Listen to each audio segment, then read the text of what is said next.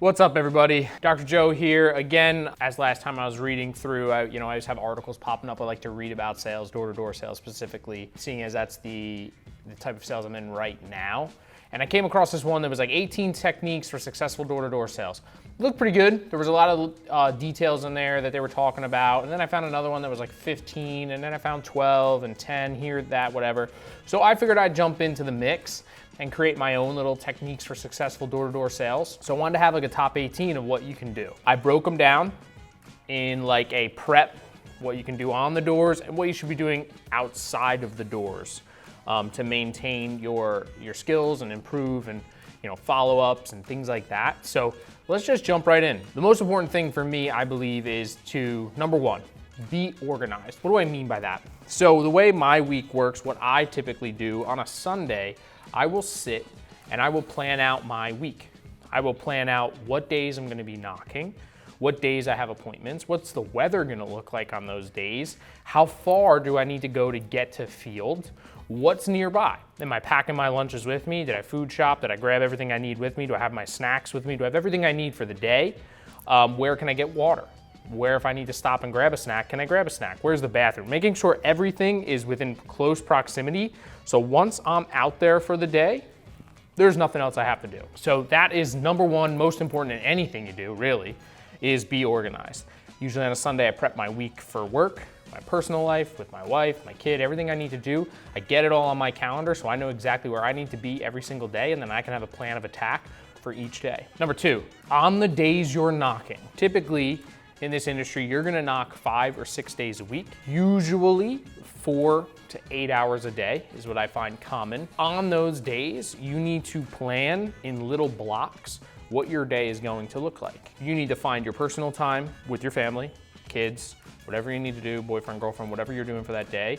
Maybe you're not gonna have any personal time on one of those knocking days a week because you wanna make sure you get out early. You need to have gym time. I believe big in personal health, fitness, is really what sets you apart from everybody and everything you're doing.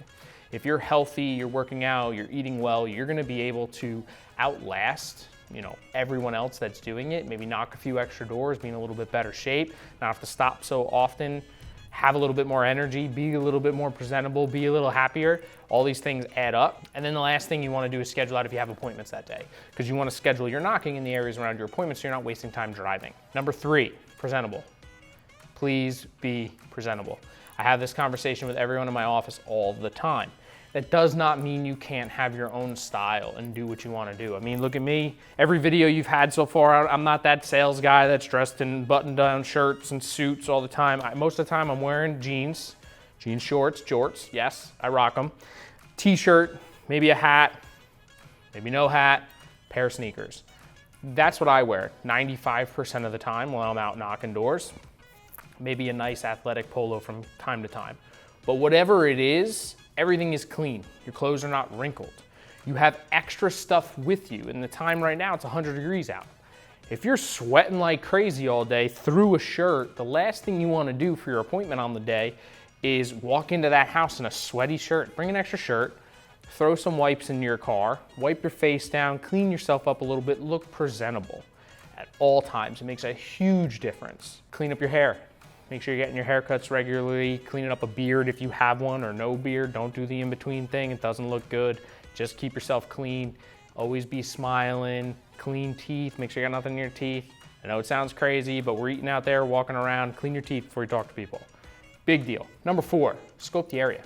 You could do it on a separate day. You could do it on a time when you're not gonna be knocking if it's a new area you haven't been yet.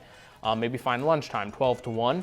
Just drive the area. Drive the whole thing, see what it looks like. See the different groups of houses, the different, which ones have a lot of trees around them, which ones don't. That's talking about solar.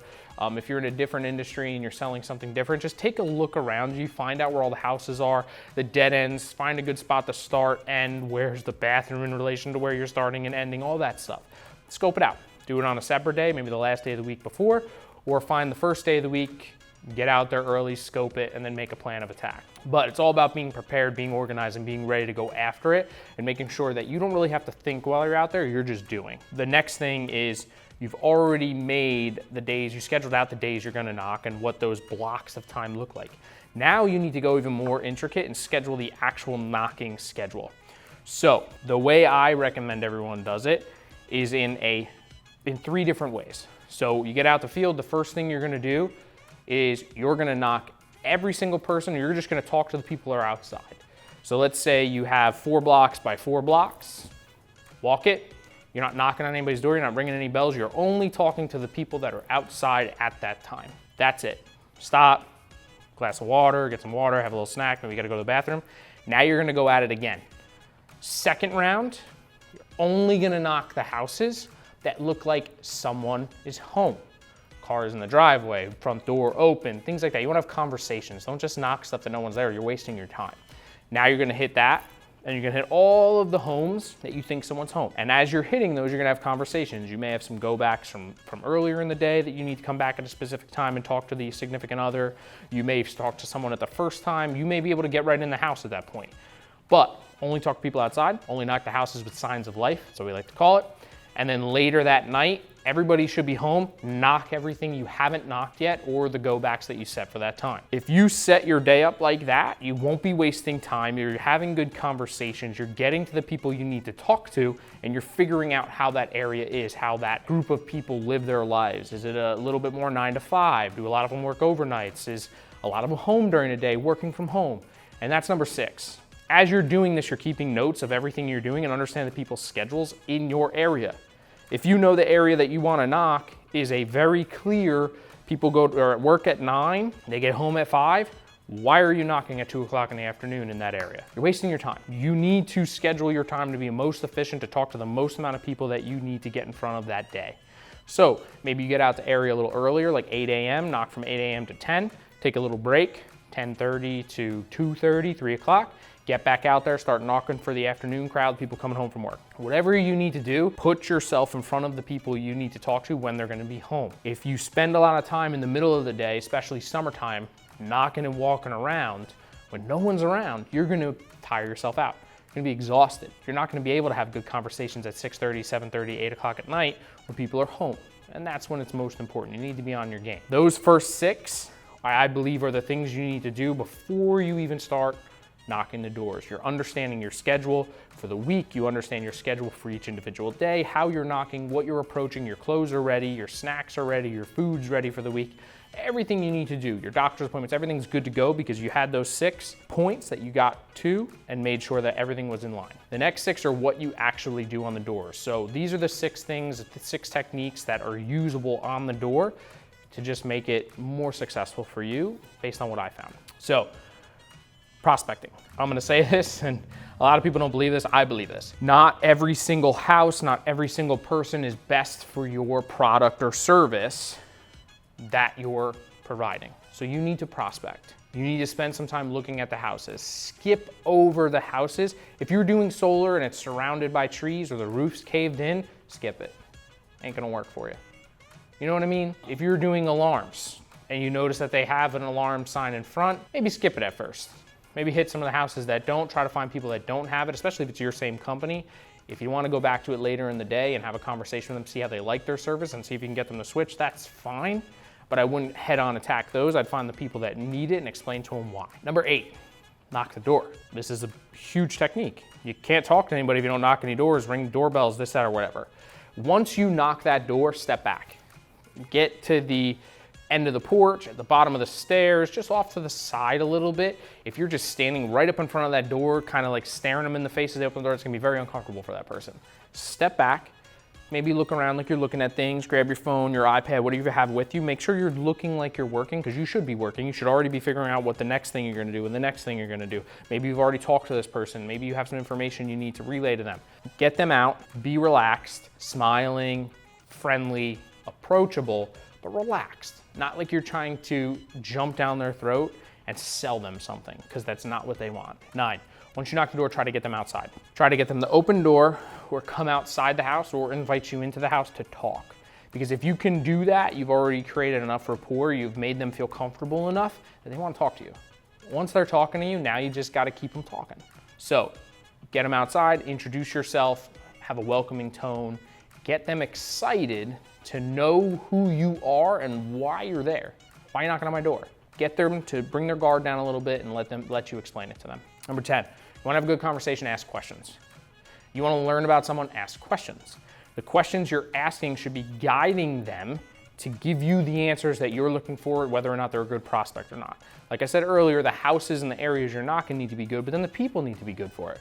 There are certain things that we need to know about those homeowners before we know if they're going to be best for the service or product we have. Not everybody is good for the product or service you have. Not everybody is good to work with you either. That's why there's a lot of different companies, a lot of different people doing the same thing, because everybody jives, they work with different people. So you need to ask questions to see if this is going to be a good relationship that you guys can work together and make this work. Next, as you're talking, they're going to give one of two things. They're going to give smoke screens, they're going to give objections. Smoke screens are things that they've said to other people to get them off the door really quickly. They really aren't the problem. They're just something really quick that they're going to say. An objection is something that is set in stone, that really holding them back, that if they've looked into the product before, the other person couldn't answer correctly, or the product just wasn't providing the same solution that you possibly could provide today. You need to understand the difference between the two and learn how to navigate through them. What I have found is smoke screens, just say, yep, that's exactly why I'm here, or keep moving forward. Try to kind of get past those little intricacies. A big objection, when you find the objection, don't answer it on the door right away. Listen to it. Ask them why that's a problem.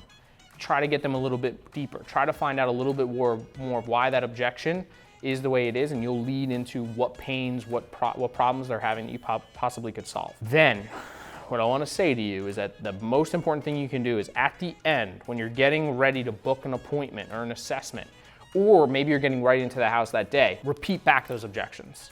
Hey, I know that the biggest problems you had were you didn't want money coming out of your pocket, you had a roof that needed to be fixed. If we could help you with these things, is this something you would be looking into and would help solve your problems? Yes, you're listening. You're not just jamming a pitch down their throat. Don't be pitchy, don't be salesy. Listen to them. They're gonna tell you what they need, and maybe what they need is something that you can help them with. 12, build rapport.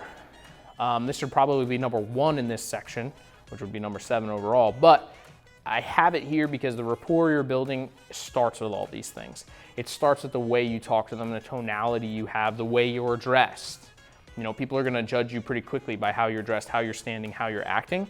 So build that rapport, and the rapport's through the whole conversation, and you need to separate yourself from most likely the other dozen reps that have already knocked on that door over the past couple weeks. Your rapport, the way you handle the conversation, the way you make them feel comfortable is what's gonna do that for you. All right, so those are the first 12 steps. Now we're back doing the last 6 steps, which is my total 18 to be successful in door-to-door sales. My recommendation to you is do not knock the door with the intent of getting in the house immediately all the time. There will be times when it works. There will be times that you're just having a good day, the homeowner's there, the decision makers are there, you can sit right in the house right away, get going and see if you can help them. Great. You'll know that situation. A lot of the times in door-to-door sales, you start as just setting appointments for other people. So if you're just setting appointments for other people, your only job is to set the appointment. That's it. If you can go in and close, and that's your job as well, I recommend, at least in the beginning, until you become a little bit more fluid at what you're doing, because there are 2 different hats that you're wearing. They're 2 different pitches. They're 2 different discussions that you're having. One, the only objective is to get an appointment. The other one, the objective is to get them to go with your service or your product. So in the beginning, I would say you book another time to go back for the assessment once you've built that rapport, repeating back those objections we talked about. As you're booking it, letting them know that's when you're coming to answer those objections and see if this makes sense for them. Number 14, I would say if you just got someone's number. So when I'm knocking a door, I always try to give them my cell phone number. They give me their cell phone number. I don't do business cards. Very rarely I do business cards. I try to have an interaction where they understand that I'm giving them my number personally. That's the only person who has. I'm not going to be distributing to a bunch of people. And we have a conversation. I get their number. I literally just write my name and the company I'm from, just so that I can hear it ding in front of me. I know it's them. I ask them to show me to make sure they got it. Make sure you get a real number. You will get fake ones from time to time. You will mess that up, I promise you. I do not send them another text until the end of my day. And at the end of my day, it will usually be something along the lines, hey, so sorry, we meant to get back to you sooner.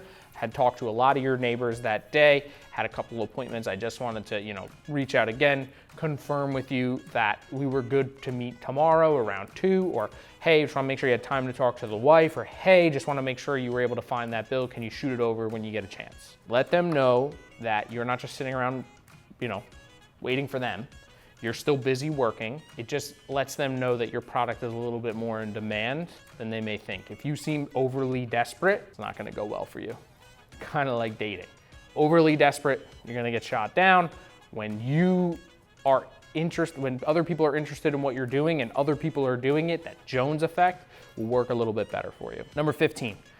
Study, study, study. I would say you need to learn the things that you don't do well, and you need to know your product. So if you're uncomfortable speaking, if you want to learn better techniques on how to loop streets, you want to learn better techniques on how to speak with people and things like that, fine. Don't buy every single sales course you find. And when you're using a pitch, I would say the study your pitch. You should know your pitch so well, you should know the information of your pitch that you can change it to your own personality.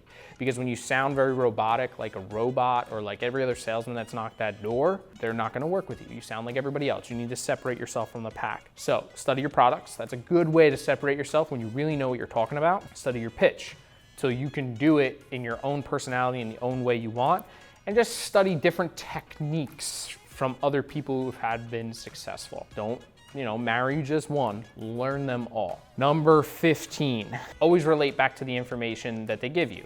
So I try to relate to them in something that we're talking about, whether it's personal. If I see they got a kid running around, I talk about my kids. I see they got a family, talk about the family. If they're older and the kids might be my age, I kind of make little jokes about what I'm doing and what they must be doing with grandchildren, this, that, or whatever. Whatever it is, you need to listen.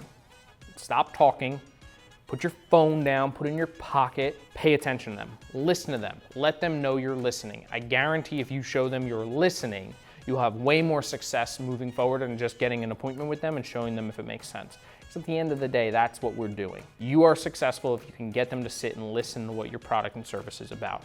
That's how you modify. That's how you can gauge your success. From there, if the product's not good enough for them, you're not going to be able to sell them on it or get them to want to use it. So sometimes it's not really on you. Get them to let you talk to them, especially if they've never let anyone else, is about relating to them, listening to them, make them feel comfortable. 16 goes with studying. I would say the things I like to study the most are like body language, psychology. You want to understand people. Sales is a people's job. It's not a magic word, magic phrase, magic this, magic that. Just understand the people around you. Being able to understand their cues, what they're saying, how they're feeling about you, what they're thinking, is the best way to be good at sales, because if you know how they're feeling and thinking and doing towards you, like what that means, you'll know what to say to make them feel comfortable and understand that what you're providing for them is good for them. It's persuasion. Sales is about persuasion. You need to get them to understand that you're not trying to trick them, you're not trying to pull the wool over their eyes, you're showing them something good. The products that majority of the time that we're putting out there are better for people than what they're currently doing. And make sure you show them that. But in order to do that, you need to understand what they're doing in front of you. Are their arms crossed? They don't want to listen to you. Are they using phrasing that maybe you shouldn't be coming at them super aggressively, or instead of relating it in words like numbers and this and that, whatever, maybe they don't care about numbers. Maybe they're a more emotional person. Maybe they want to talk about what those numbers mean to them, what that money in their bank account means to them, or what stopping the bugs from getting into their house means to them if they got little kids running around. Like, understand when you need to talk about what. And the only way is understanding people. Watch other salesmen on YouTube and learn what they're doing. And if you see a lot of them saying a lot of the same things and it sounds super pitchy and salesy, don't use that as part of your pitch. I like to use that as an icebreaker for my homeowner. I know everyone came here and told you it was free. I know everyone came here and told you this, told you that, told you this. It's not. Those are lies. This is how it actually works. I use that so that phrasing they've heard before, they know I'm not using it to sell them. I'm showing them how that's not what it is. It's completely different. So by studying the other people, you know what they may be trying to tell other people, and then you can show the homeowners why that doesn't work. And very last thing is 18, be direct. Don't lie. Don't be sketchy. Don't stretch the truth. Don't omit information that's gonna get them to look at you funny.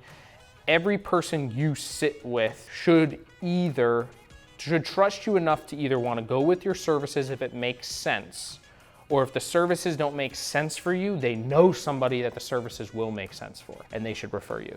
That should either be a sale or a referral for another sale, if you're doing your job correctly and making them comfortable with you. If you're sketchy, if you're stretching the truth, you're gonna lose a lot of sales. You're gonna lose our respect of the homeowners. And to be honest with you, it's most of the time that's what gives us a bad rep, are the people that are doing that. So don't do that, be direct.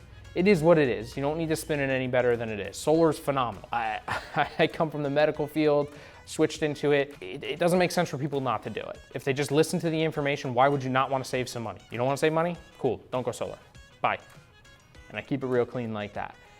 But I don't stretch the truth. I hit every detail in the agreements. I make sure they understand every aspect of it, because at the end of the day, it's my reputation that matters to me more than anything, and that's what's gonna make you most successful.